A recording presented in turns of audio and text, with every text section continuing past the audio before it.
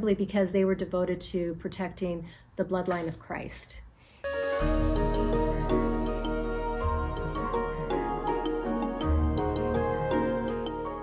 Some of the exciting places that we're going to visit on this tour to Portugal, which is a place where we showcase the Knights Templar, are going to be the Braga Cathedral.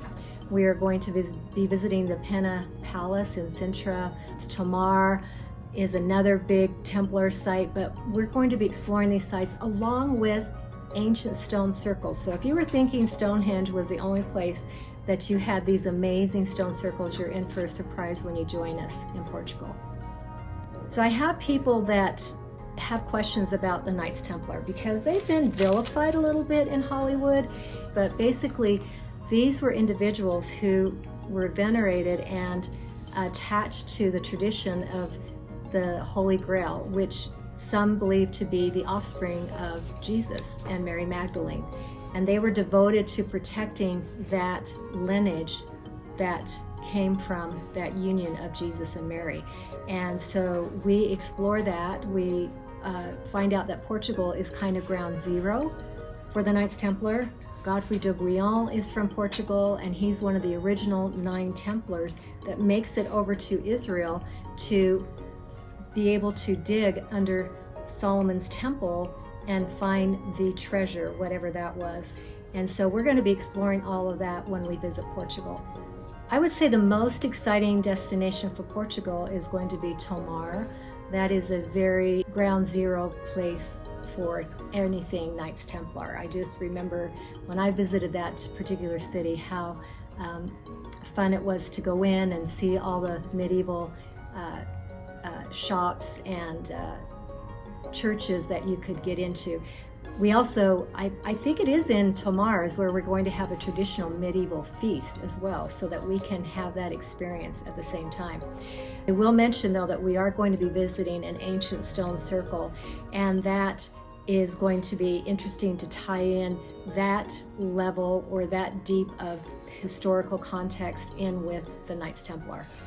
So we have a tradition of that the Knights Templar that we tie into on our Traditions tour, and that is simply because they were devoted to protecting the bloodline of Christ. And some of the Templars, especially those in the higher, Godfrey de Bouillon, for example, would have been supposedly a offspring. They would have come from that lineage. And so they were very dedicated and devoted to protecting that bloodline. And on this particular tour in Portugal, we finish at the Compostela Santiago, which is the starting point of the Templar initiation period. And they would, it would take years, decades for Templars to go through this initiation period, but it would start at this particular cathedral, and then it moves over into France, and you have the cathedrals of Chartres involved with it, Notre Dame, and then it finally finishes at Rosslyn Chapel up in Edinburgh. And so there's 7 different levels of initiation that the Knights Templar go through, and we will be visiting initiation site number 1 on the Portugal tour. The local traditions, it's interesting because so much of the Templar is woven into the fabric of Portugal. In fact, on their national flag, they have an armillary sphere that is attached to the flag, that were embedded in the flag, and that's a navigational tool. And the Portuguese are noted for their navigation, and we are going to be learning about that part of the Knights Templar, as well as their influence on the New World, their influence with the Middle East, the Old World, as well as their influence throughout Europe. Some of the highlights, I guess, that you could talk about that we will discuss with the Templars is where did they originate, and who was part of that foundational creation of the Knights Templar. We will get into the 9, the original 9 that went to Jerusalem and were able to access the treasure, whatever that was found under the Temple of Solomon. We will be talking about Bernard de Clairvaux and his attachment to the Knights Templar. And then we also get into what happened to the Knights Templar after the day in 1307, I believe, when they were executed. Well, not executed on that date, but they were arrested. There was a mass arrest that was made in France, and they wanted to, the King of France, King Philip, wanted to get rid of the Knights Templar. We get into that tradition. Why was that happening?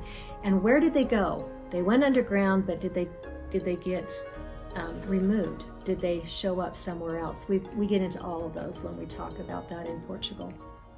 What makes Legacy Tours and Travel different from other companies? Because you definitely have a choice of other companies to travel with. We have a motto, educational, spiritual, and recreational, and we try to incorporate all of those elements when we tour. So if you're somebody that just wants to sightsee and lay on a beach, you're not going to want to travel with us.